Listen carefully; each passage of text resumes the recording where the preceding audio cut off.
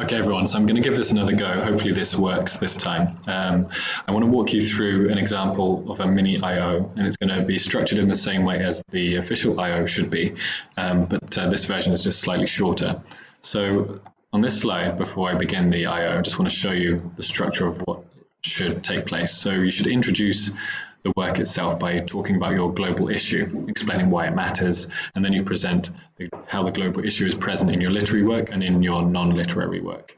Then you can go through, as the table will show you below, you divide your time up of your analysis time, 25% on the passage you've chosen, then 25% on the rest of the work, then 25% on the non-literary extract you've chosen, and then 25% on the broader body of work. And obviously at the end you'll finish off with a conclusion. So this is how it looks in terms of my plan. You can see here that my global issue is the consequences of the exploitation of disenfranchised people by those in power. My literary work is a poem by Wilfred Owen. It's called Dulce et Decorum Est. Some of you should know that. And then the broader body of work, I make reference to 2 more poems. And then my extract from my non-literary body of work is a scene from the TV series Squid Game, episode 2, minute 7. I'm going to be talking about camera angles. And you can see there that I make reference to 2 other sections of the series that show the same global issue. All right, so on the next slide, I'm going to begin the presentation itself, and then you can see the process. So my global issue is about the consequences of the exploitation of disenfranchised people by those in power. And this is a very significant issue at a local, national and international level.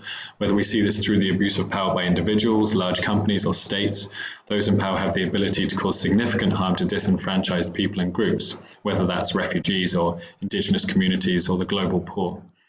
The consequences of the exploitation of disenfranchised people by those in power is seen clearly in the literary work of Wilfred Owen through the suffering of soldiers.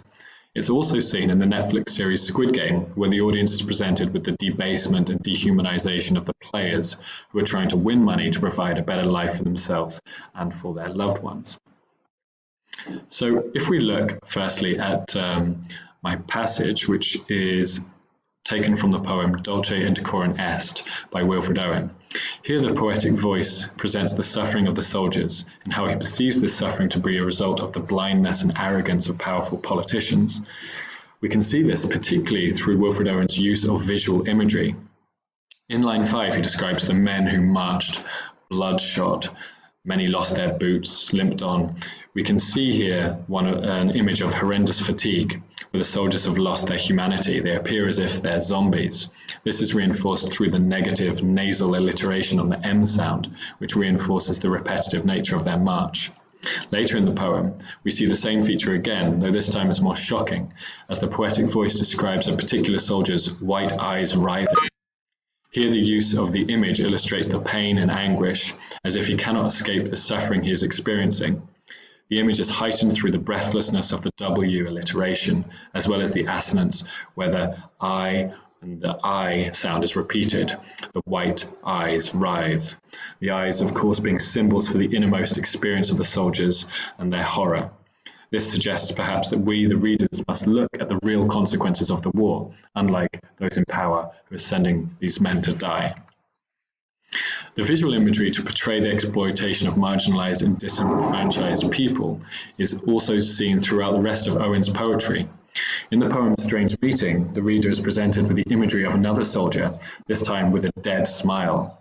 The poet has juxtaposed death and smiling here, as if the soldier has finally understood the hellish irony of war, an idea that is expanded on in the next phrase as the poetic voice knew he stood in hell. Interestingly, in the poem Anthem for Doomed Youth, imagery is used again, but this time it's auditory. The poetic voice describes the passing of bells for these who die as cattle, and only the monstrous anger of the guns. Just as in Strange Meeting, the images are juxtaposed, the peaceful, gentle bells of the cattle and the monstrous anger of the guns' rapid rattle. Later in the extract, juxtaposed auditory imagery is again used, describing the shrill, demented choirs of wailing shells and bugles calling them from sad shires. The poet may use this juxtaposed imagery to reflect the dual experience of war, that of the powerful, who are not fighting, and the disempowered, the soldiers who experience the horror of war at first hand. Moving on to the non-literary work, we can see, by contrast, in this extract taken from episode 2, minute 7 of the TV series Squid Game, camera angles have been used to show the consequences of the exploitation of vulnerable people by those in power through the dehumanization and debasement of the players at the hands of an extremely wealthy group of masked capitalist individuals. In Figure 1, the audience is presented with a high-angle shot taken from behind the head of one of those in power in the pink uniform. The angle means that the viewers are looking down on a sea of players, all of whom are wearing the same dark green jumpsuits and uniform columns and rows. This serves to emphasize the power differential between those with power and those without power. But more than this, it also highlights the literal debasement of the players and their loss of identity, which is emphasized by the camera distance, making it impossible to make out any individual within the shot. This is then reinforced seconds later with a low-angle shot in Figure 2. We see this. This time, we see the view from the oppressed players from below, illustrating those in control as menacing and powerful as they tower over the players of the game. This powerful use of camera angles to illustrate the power discrepancy and the dehumanization and the debasement of the players is seen throughout the series.